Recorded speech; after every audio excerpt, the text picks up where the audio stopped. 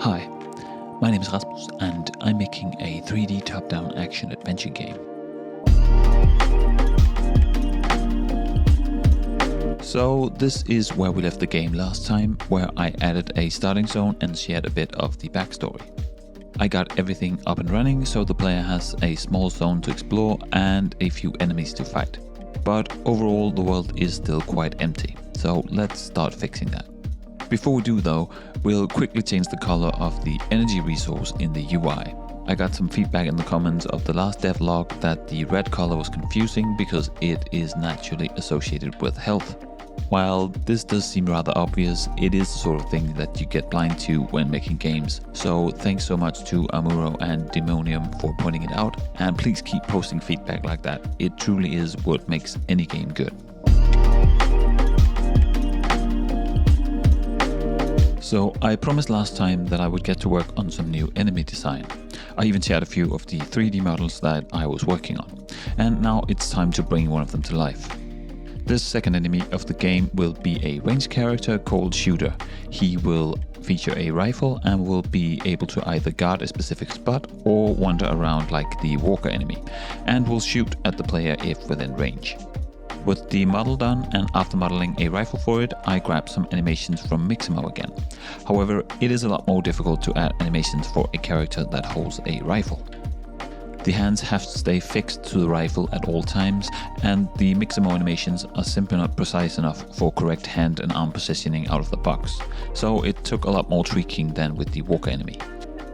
Now, there are some really cool ways to do this with IK and bone constraints that I have worked with before, but since implementing that would take significantly more time than just tweaking the animation frames, I went with the latter solution for now.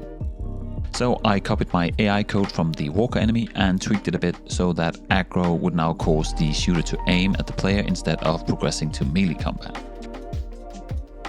I made a shoot delay and bound all the new animations with the same state machine I already created for the walker. Then I added a projectile that is instantiated when shooting, and it is this projectile that will check for collisions with the player and cause damage on a successful hit. After adding an emission material to the projectile, I threw in some sound effects for that pew pew feeling. Finally, I played around with the fire rate and projectile speed. Now, this is the fun part, because even with a very simple shooter script like this, it already has the potential for a lot of variety. Here are a few clips with different values just to show how different they play.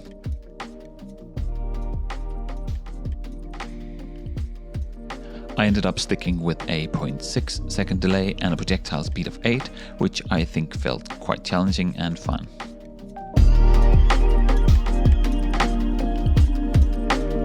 Since I'm making an at least part Metroidvania game, I might as well get to work on some of the locks and keys that will be needed. I would like the player to quite quickly discover a locked door, giving the player a short-term target or quest to engage with early on. Now, with the water in the scene already established as a natural barrier in the mind of the player, I decided to go for a bridge. I reworked one of the tiles to have some land across the water and set up a dock on each side. Then I added a walkable surface that can be extended from one to the other with a script. After installing a quick terminal to control the bridge, I allowed the player to extend or retract the bridge with the press of a button. That was after I had added a quick interact text to hover above the terminal in world space and had the text be directed at the camera at all times. Before calling it done, let's quickly add a shooter to guard the bridge. Perfect. Now, with the bridge being the locked door, I needed a key, so I modeled a small keycard and added it to the last tile for the player to pick up. Then I added a check to the bridge script to see if the player has the keycard or not, and made the terminal material indicated to the player as well. Now, although this is all placeholder stuff, we are actually getting close to a playable game here. You can now explore the world, find the keycard and cross the bridge to win. I know, not the most innovative game, but we'll get there. Now that the bridge was working, it was finally time for me to start working on the dialogue system.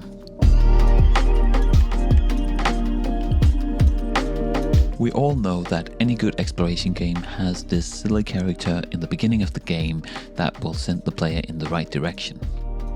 I decided to get that in the game too. So without further ado, let me introduce you to Trimbot 8000. He was once a barber robot, but now unemployed, he is investing all his time in his new hobby, which is fishing. This was the other model that I showed you last time, and after getting a small fishing pole and an idle animation, I put him in the game. The dialogue system needs to be used by many different NPC characters, so I spent some time setting it up correctly. I added a central UI panel to the scene that can be called with text by various characters, and then I gave it a write text method that will write out text to the panel letter by letter once initiated. With a little help from ChatGPT, I got a short monologue down and put that in the game. Just like the bridge terminal, I gave Trimbot 8000 a hovering interact text, and the player can now initiate a pleasant chat about fish and their exciting stories. And that's about it for this episode. Thanks for watching, and please leave a like for the video below. If you would like to follow along as I continue to build my game, you should definitely subscribe to the channel as well. I'll see you next time.